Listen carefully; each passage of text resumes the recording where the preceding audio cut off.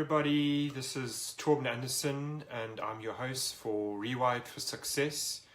Welcome back. If you are a business owner that wants to take control, rewire your business for serious scale-up success, then you have come to precisely the right place. So again, whether you're a startup, whether you've got an existing technology function, or you're just trying to build a new product, wherever you are in your journey, we're going to cover some of that today, and we're going to address precisely exactly what you need in terms of today's topic. And today's topic is how to select the very best suppliers when you're building your technology function. So firstly, thanks for joining. I'm the founder of Rewired, and today's topic is how to select the very best suppliers.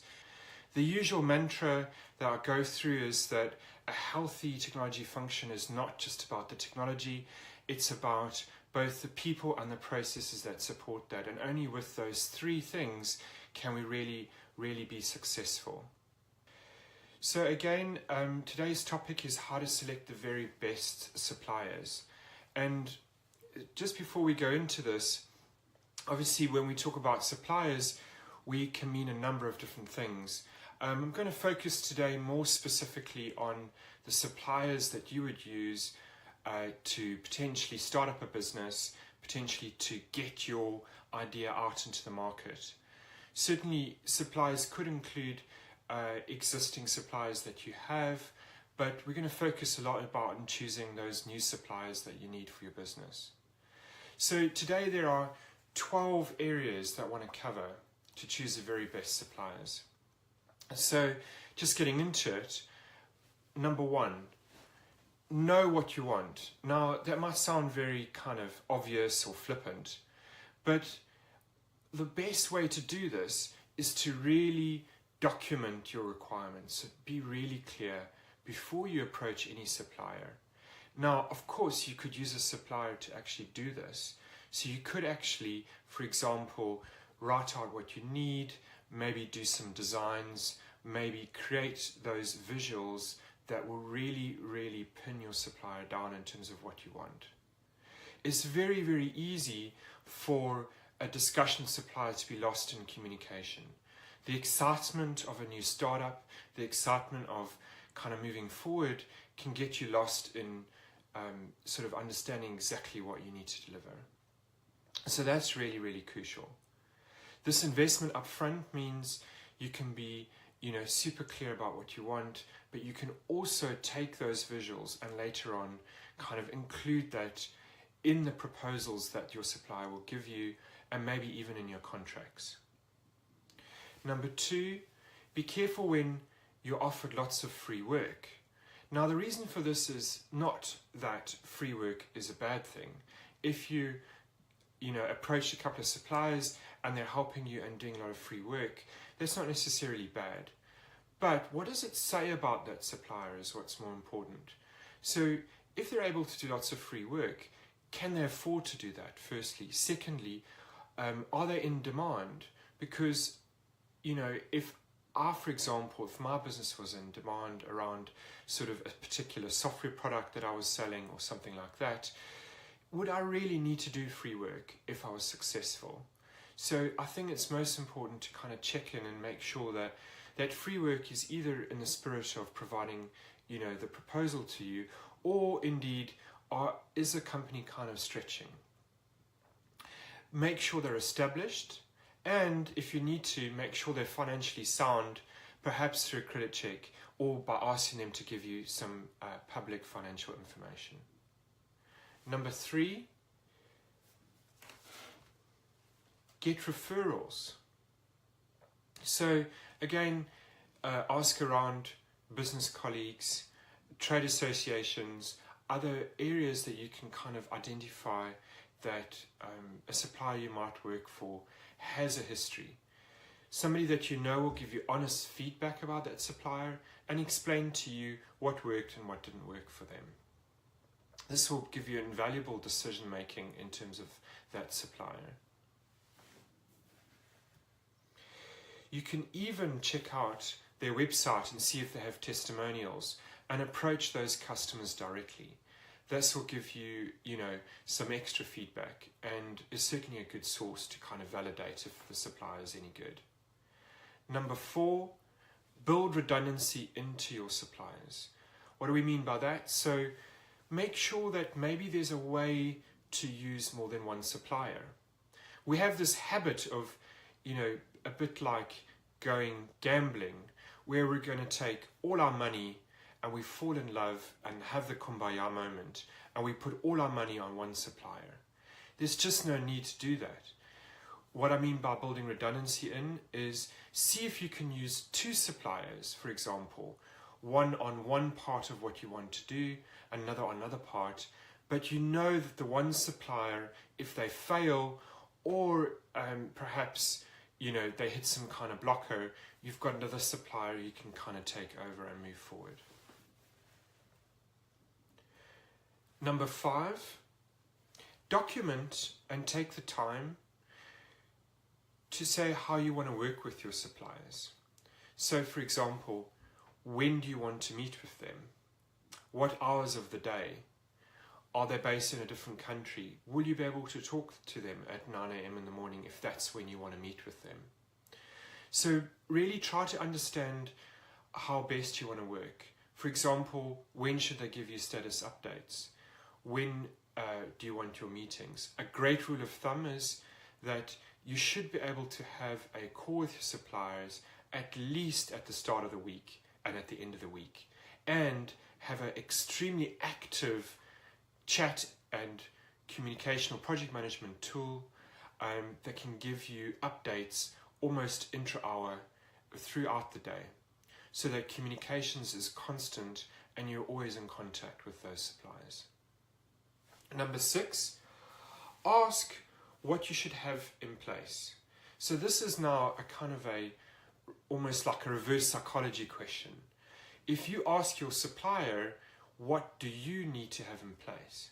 If they can't answer that, that's a clear indication that maybe they're not used to working with customers, or maybe they don't really understand that it's a partnership and that you're going to need to have stuff in place on both sides.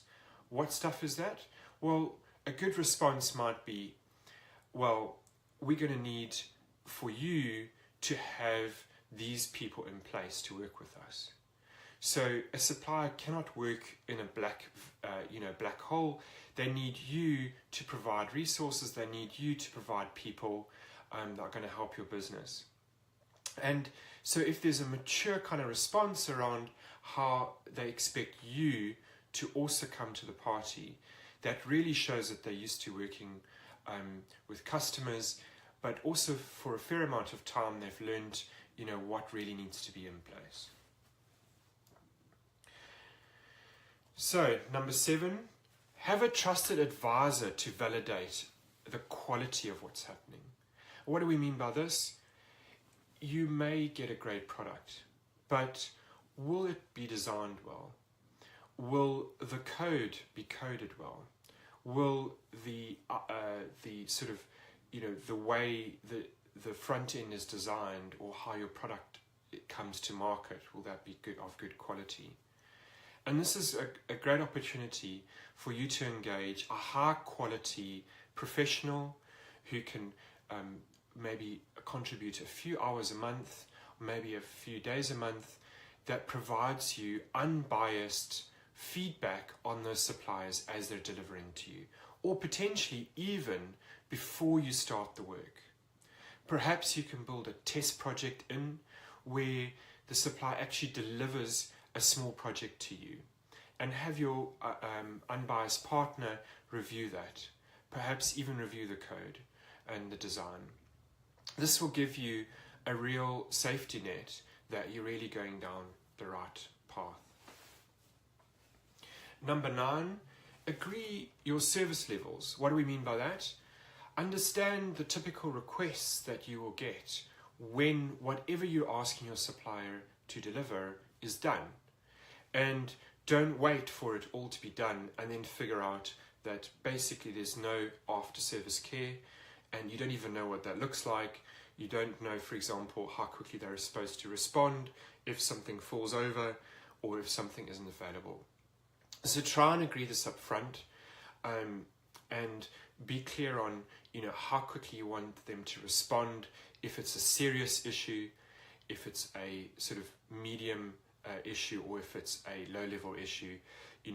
A good rule of thumb is that a low-level issue should be resolved within a week, a medium issue should be resolved within a day, and a high priority may need to be delivered in under half a day, perhaps even within hours.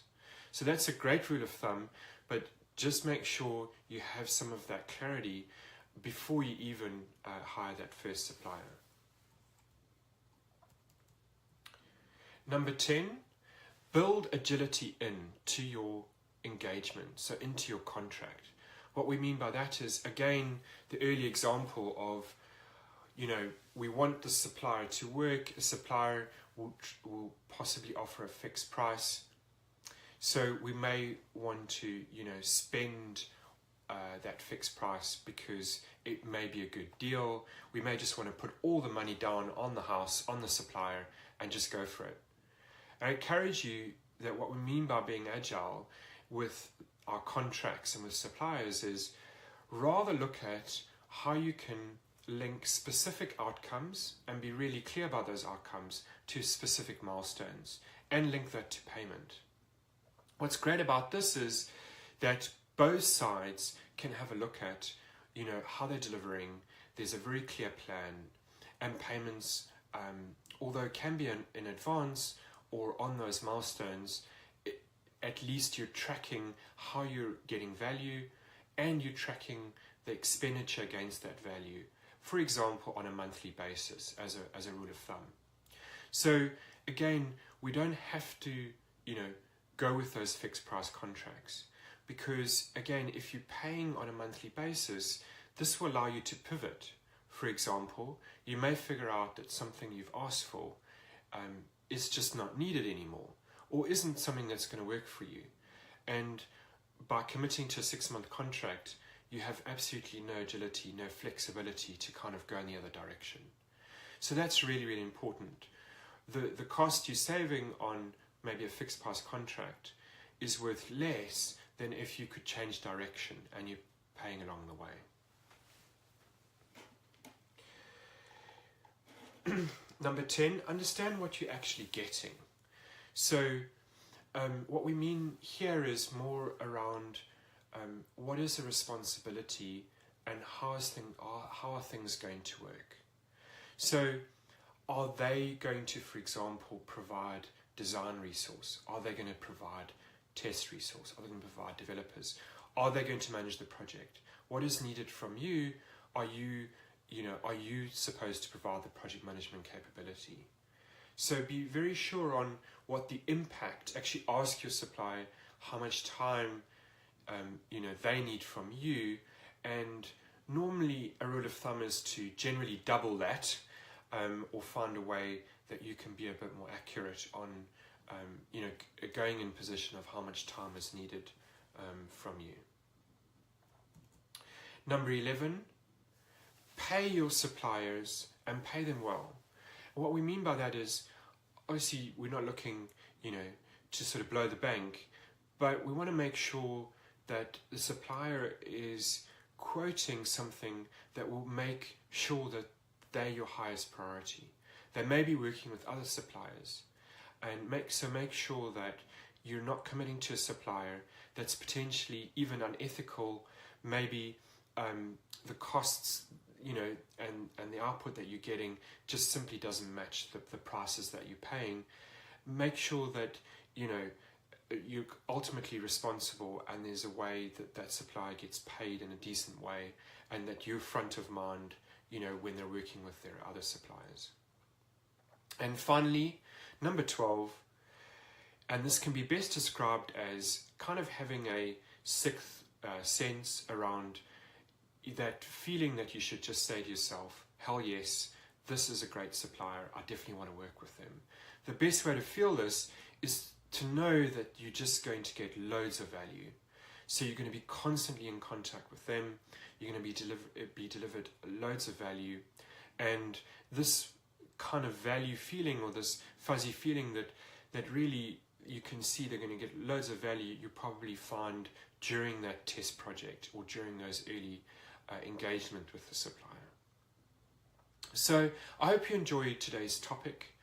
It's all about making sure that you choose the very best suppliers and make sure that you have different people that can give you different perspectives on what you need to do for whatever you're trying to bring to market. Whether you're a startup, whether you're even looking at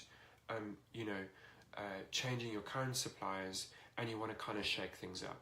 So whatever it is, be clear about what you really, really need, do the due diligence, do the upfront work. It won't take long and the value will be there, because there's nothing worse than choosing a supplier that maybe you need to change within a few months. And if you do, make sure that you're not tied in for long and that you've got a good, healthy way to measure your outcomes, measure your output, and measure success. So again, I'm Torben Anderson. I'm your host for Rewired for Success. I'm the founder of Rewired, and just a last request, if you enjoyed today's topic, please go over to your favorite podcasting web application or website and register there. Love your comments and subscribe. Also, please go to rewired.co, where under the blog section you can see all past podcast recordings or blog posts, and you'll be able to read up on past topics. So thanks again, really appreciate your time and take care.